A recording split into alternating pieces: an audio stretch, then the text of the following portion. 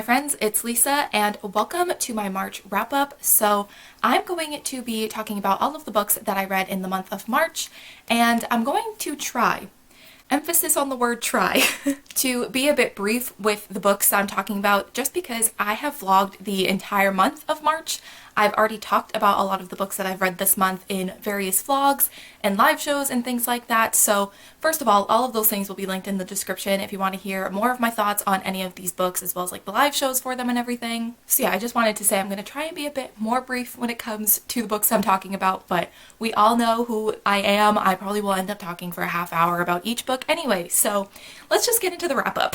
So like I've done the past couple of months, I'm going to talk about the books from my lowest rated book of the month to my highest rated book of the month because I'm using the compile rating method. I'm able to see that. So a few of these books actually came out to be the exact same number. So some of them kind of rate at the exact same spot, but basically I'm going to be going from my lowest rated to my highest rated. So let's just get into it. Also, I don't know if you can see my Easter pillows, but I sat here specifically so that you could see them.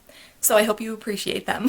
So the first book that I'm going to talk about and was one of my lowest rated books of the month was I'll Be the One by Lila Lee, and I gave this 3 stars. So in this book we're following a girl named Sky who has kind of always been told because she is plus size that she is not capable of dancing or singing or doing these things that she's very passionate about, and mainly those criticisms are coming from her own mom. So to prove everyone, including her mom, wrong, she decides to audition for this K-pop competition that has come from South Korea over to America. So she decides to try out for that, and so this book we're just following her doing this competition and trying to prove that just because she's plus size she can still do these things like everyone else, which I think was a great message. I think that was one of the things I really liked about this book, was all of the different messages that this book was trying to convey. There were a lot of really good discussions about body positivity as well as like beauty standards in America and also Korea, and also Sky is bisexual as well, so there was a lot of great discussions surrounding that, and also like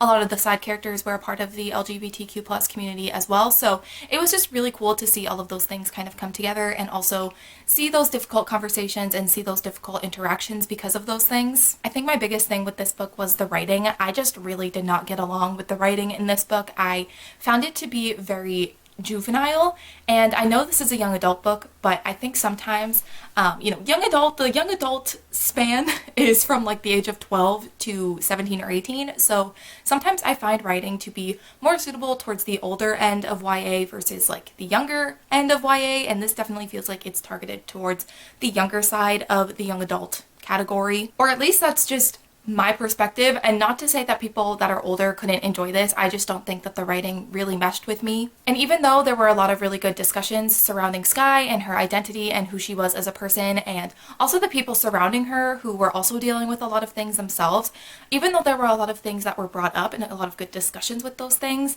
I didn't feel like we went deep enough with them. I just felt like we only scratched the surface of them. I think we didn't dive deep enough into why characters acted certain ways or how being a part of certain communities affected them.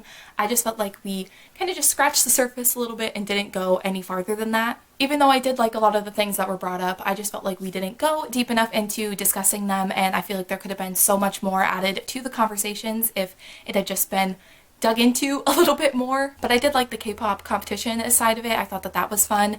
I did think it was just overall a bit like the whole book was just a bit cheesy and just a bit juvenile, I think, for me as a 22-year-old.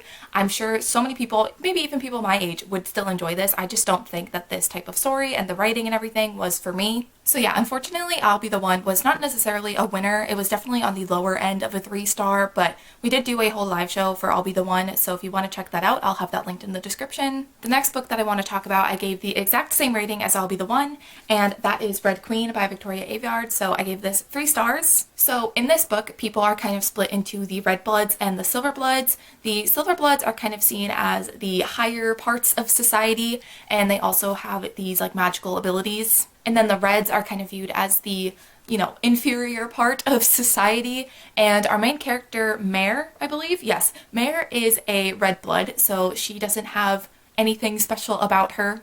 So they think. And Mare is willing to do anything to help her family stay alive, and because of that, that kind of ends up leading her to being at the castle one day, and while she's there, she ends up getting into a life-threatening situation, and that's when her powers that she had no idea that she had come about and protect her. So here's the thing with this book.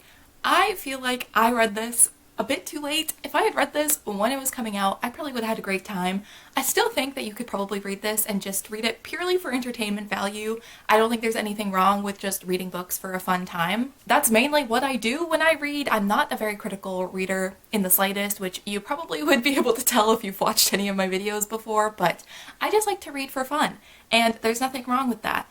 However, this book wasn't that fun, only because I feel like I've read this book a million times before. I think the best way that I can describe this book is that it's not a bad book, it's written well, the characters are fine, like the actual story is interesting, it's just not anything that unique. I feel like it takes a lot of elements from other YA dystopians and fantasies that I've seen a million times before, and it's kind of just all mashed up into one thing, so there really isn't anything that makes it super unique in my eyes, which makes it difficult for me to feel really invested and engaged in the story because I just felt like the whole time I knew where everything was going. And I think I was saying in the vlog where I read this that this could be just one of those books that ends up being pretty forgettable for me, and I'm not even kidding. Last night I was talking to Andrea and Therese about this book, and they asked me who I preferred, like two of the male main leads, and I was like, wait, which one's which? I already was forgetting who was who. I only remembered the main character's name because it's right on the back. I forgot what her name was, so it's already leaving my brain. So yeah, it just wasn't anything really unique or really special, and of course we could argue that a lot of these things are used in other books, other YA books that I've read and I've loved. I think the thing that makes me like them in that situation is that the author twists it in a way that is unique for their story. This did not feel like they really took anything and made it super unique. I just felt like I knew where everything was going, and that doesn't make a very exciting story when you feel like you know where everything is gonna go. So yeah, I wouldn't say this is necessarily a bad book. I think I just read it at a point where I've read so many other books that are so similar that this just isn't gonna stand out to me. The next book I'm gonna talk about is The Strange Case of the Alchemist's Daughter by Theodora Goss, and I gave this 3.5 stars. So this is another one that I feel like is pretty forgettable for me. So maybe it's not quite a 3.5. I don't know. When I read it, I didn't hate it, but I feel like now it's like I've already forgotten everything about this book. Right, let me see if I can remember what this book is about. So we're following Mary Jekyll, who is the daughter of Dr. Jekyll, and both of her parents have passed away, and she kind of becomes curious about her father's mysterious past. And there's also kind of this speculation and some things that she's discovered where she thinks Mr. Hyde, who was her father's best friend but also his murderer, that he might actually still be alive. So she gets the help from Sherlock and Watson to try and see if they can discover where Hyde might be, and it kind of leads them to finding Hyde's daughter Diana, and just basically this book is just them finding the daughters of like other people. So we have Beatrice Rappaccini, we have Catherine Moreau, and Justine Frankenstein. So these kind of all these girls are coming together to kind of solve these mysteries that are going on. And I definitely think that this was an interesting concept. I just found that when I was reading this book that I just didn't really care. It's not that I hated this book, I just found that I really didn't care that much about what was going on. I did find the background on all of the girls and how they've been experimented on and their connections to certain people. I found that very interesting to learn about, but that was like half the book, learning about these characters. The other half was this mystery, trying to find out where Hyde might be, and I just didn't really care. Something in this book that I thought was interesting, though, was that one of the characters, I think it's Beatrice, is writing this book that we're reading. So they're actually writing the book that's telling the story of them finding out about one another and coming together and solving these mysteries. So what happens kind of throughout the book is you'll be going along and reading what's happening, and then there will be these random like interjections from the characters, and it'll be like when they're writing the story. So it'll be like, Mary, I didn't say that, blah, blah, blah. And it'll just be the characters kind of arguing or discussing more about what part of the book they're talking about. And I did like that aspect of the book. I thought it was pretty unique.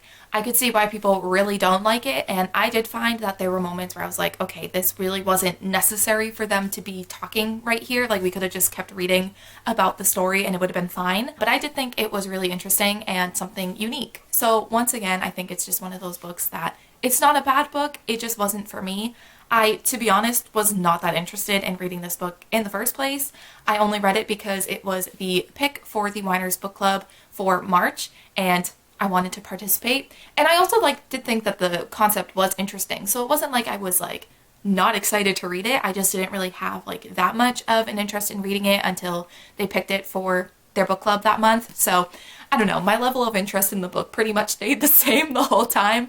I just didn't really enjoy it that much. I thought it was fine. I just don't think it was personally for me. The next book I'm going to talk about is This Time Will Be Different by Misa Sugiura, and I also gave this a 3.5 star. So the difference between this 3.5 stars versus the Strange Case of the Alchemist's Daughter 3.5 stars was on Goodreads, I marked Strange Case as a 3 star and specified it was a 3.5. With this book, I gave it a 4 star and specified it was a 3.5. There's a difference. So in this book, we're following CJ, who helps her aunt run the family business, which is a flower shop. And one day her mom decides to sell the flower shop to the family that, it says in the description, swindled CJ's grandparents when thousands of Japanese Americans were sent to internment camps during World War II. So her mom wants to sell the flower shop to that family, and CJ and her aunt are really against the idea. So throughout this book, CJ and her aunt are kind of trying to fight this decision that her mom is trying to make, as well as CJ just being a teenager and having normal teenager problems. So I really liked a lot of the discussions that were going on in this book. Obviously, there were a lot of discussions surrounding racism, but also there are some people who are part of the LGBTQ plus community in this book as well, which was great to see, but also there was a lot of discussion surrounding that, as well as just teenagers being teenagers. They're in high school, so there's obviously some people that they don't get along with, some grudges that they all hold, some situations that our main character CJ has gone into and how she dealt with that, and there's also different relationships and things like that happening in this book as well. So there's these really important discussions as well as just teens being teens in this book, and I really liked that balance. I think it's very realistic for teenagers to care about these important issues while also still having issues of their own. And I think the things that the teenagers went through was very real, and the way they reacted to things was very real. It wasn't like characters always had the perfect solution and always said the most perfect things whenever they were in a disagreement with somebody. Sometimes they said things that weren't great and weren't nice, and they made stupid decisions, but that's what being a teenager is. So I found that to be really realistic, and I really liked that as well. So yeah, I really enjoyed this book, and now sitting here talking about it is making me wonder why I gave it a 3.5 star in the first place. I feel like I might end up raising it to a 4. I did really enjoy it. I liked the balance of the teenager problems and just teens having these issues that are very real, and also the more important discussions that were going on within these communities, within the characters, and just everything like that. So I really like this book. I definitely would recommend, and I think this author has at least one other book, so I definitely will be checking that out. The next book I'm going to talk about is Anxious People by Frederick Bachman, and I gave this 4 stars. So in this book, we're basically following a situation where there is an apartment viewing that turns a hostage situation. A bank robber ends up failing to rob the bank and runs into an apartment viewing and just ends up taking everyone there hostage. And that's all I'm gonna say. I feel like this is one of those books where you kind of need to go in not really knowing much about it. Of course, look into content warnings and trigger warnings because there's a lot of heavier stuff being discussed in this book. Things such as suicide and illness and death of a loved one and addiction and things like that. So obviously, of course, look into trigger warnings and content warnings, but it's just one of those books I feel like you just kind of have to read and experience for yourself. You get to see all these different characters and how they kind of end up in this apartment viewing. A lot of these characters have a lot of things from their past that they're dealing with and struggling with, and we get to see bits and pieces of those things and how all of these people involved in this situation kind of ended up being in this situation. And I really liked it. Like I said, I gave it a 4 star, so there were some things that I didn't necessarily love. There was a kind of relationship that came out of this book that I was just I don't know how I feel about that. But obviously that's not a huge deal, but I will say there was one thing where there were a few reveals kind of throughout this book, but there was one reveal where I feel like Frederick Bachman kind of held our hand into making us believe one thing so that he could pull off this reveal, and I honestly feel like he didn't really need to help us and guide us in a certain way. I think it would have been just as impactful or even more impactful if we weren't guided to believe one certain thing about this book. I feel like the reveal still could have happened and still could have had me going, what? Because when this happened, I literally sat there and just stared at my wall for 5 minutes. I was like, what do you mean? I still feel like that reveal could have happened regardless of Frederick Bachman holding our hand and guiding us towards that way of thinking. So that was one thing that I didn't necessarily love, but the reveal itself was like, oh, tea. But yeah, overall, I did really enjoy this. I did really like how a lot of these characters, and even just like not even the main characters, but some of the side characters, characters that get mentioned like a couple of times, we see how all of these characters have connected.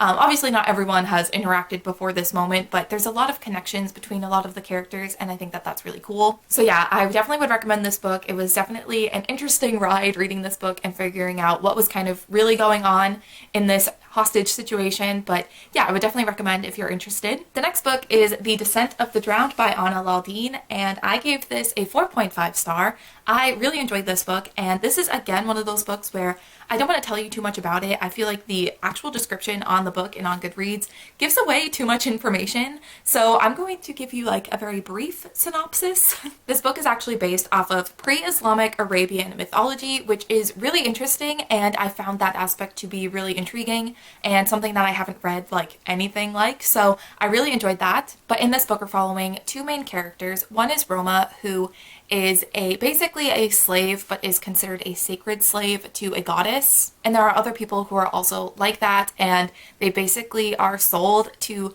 serve patrons, and it's supposed to sustain the balance between gods and men. And then we're also following Leviathan, who is the son of kind of the ruler of this world, sort of. His father is described as an immortal tyrant on the back of this book, and also his mom was someone who was of the clans, which is like the lowest of the low, like they're considered casteless, they're so low. So Leviathan often finds himself in these situations where his parents and who they are is either benefiting him or used against him, most often used against him. And yeah, I feel like you shouldn't really know much about this book. I will say it's more of a character-driven book.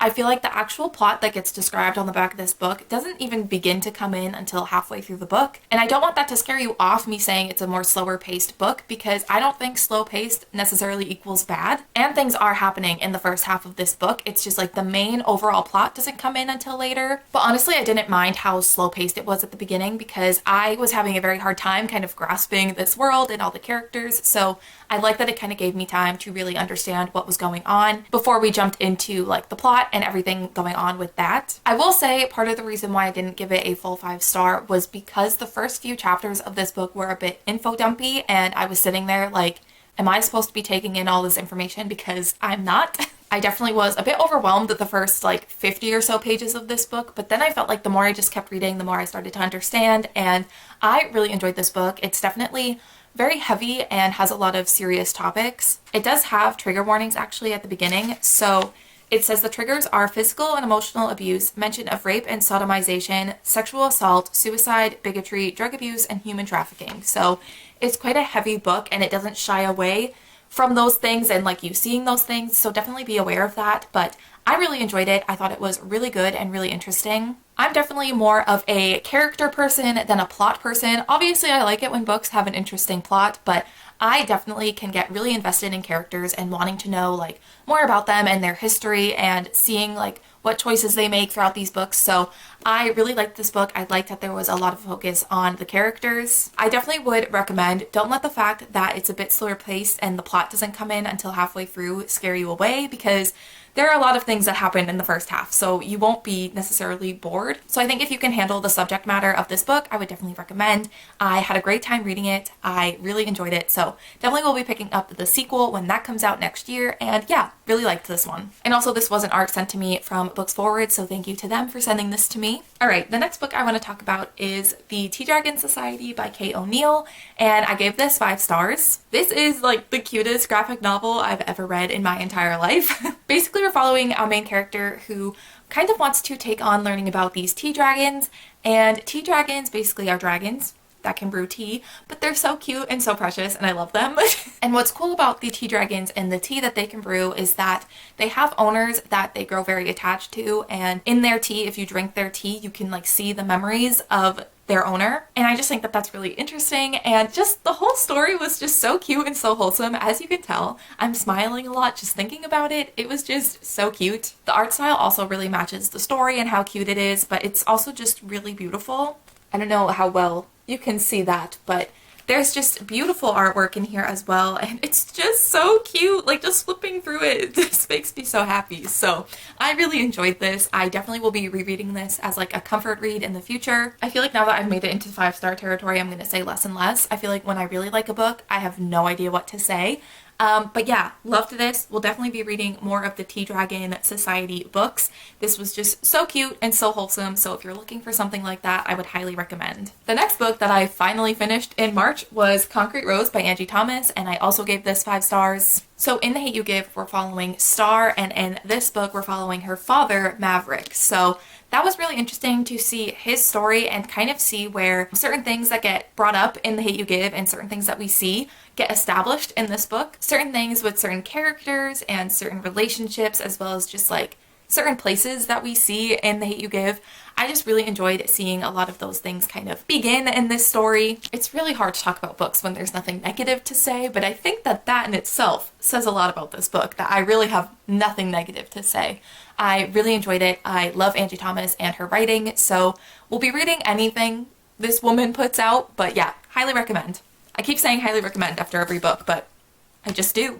So now we have finally made it to the final 2 books. So I reread Chain of Gold by Cassandra Clare to prepare for Chain of Iron, also by Cassandra Clare. So quickly, just to talk about Chain of Gold, this was a reread, 5 out of 5 stars. Love it so much. I love these characters. I love this world. And I did a whole vlog for this book when I read it last year for the first time, so I'll have that linked below as well. And similar to Chain of Gold, did a whole vlog for this, so I gave all of my spoilery thoughts in that vlog, as well as me and my friends did a live show for this book. So again, if you want to hear more of my thoughts, those things will be linked below. I know it gets annoying when people plug their own things in their videos, but I truly just want you guys to be able to get my full thoughts and feelings, so I will talk a little bit about it now. I gave this 5 stars as well. So this series is actually kind of like a sequel to the Infernal Devices trilogy that Cassandra Clare wrote, and we're following the children of the main characters from that series. So there are a lot of characters, a lot of relationships, a lot of angst, a lot of demons, and a lot of drama.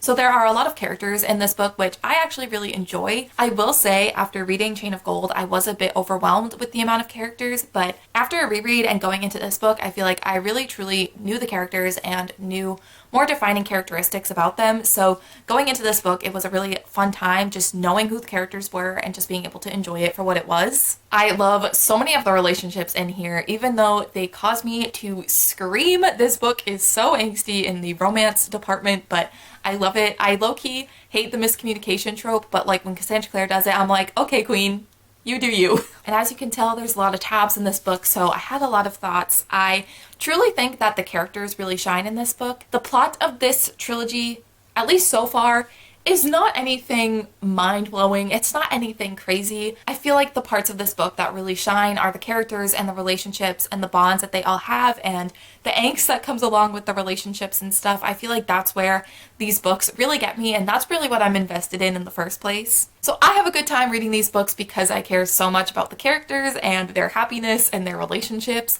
but I could see like the plot is pretty underwhelming, but I just don't care. I'm truly no thoughts head empty when it comes to Shadowhunter books. I truly just have a great time reading them. I think they're so fun, even though they cause me to scream and cry, but it's okay. They're a great time. I feel like I've just sat here talking in circles and have said nothing of substance talking about this book, but just know I love it. I had a great time. I'm truly trash for Shadowhunters and anything Cassandra Clare writes. I'm there and I love it. So yeah, those are all of the books that I read in the month of March. As you could tell from the start of the video to now, I've kind of taken a dip in being coherent. I feel like none of my thoughts came out of my mouth the way I wanted them to, but I feel like we're used to that in my wrap-ups. I don't make any sense by the end of them. But let me know down in the comments if you've read any of these books, how you thought of them. I also would love to know any of the books that you read in the month of March. I also forgot that I normally talk about TV shows and movies. Well, so really quickly, I watched 1 episode of Gilmore Girls, so did really well with that. I did get introduced to the character Jess, which I know is a fan fave, I think. So I'm excited to see more of him, but I literally watched 1 episode, so doing well.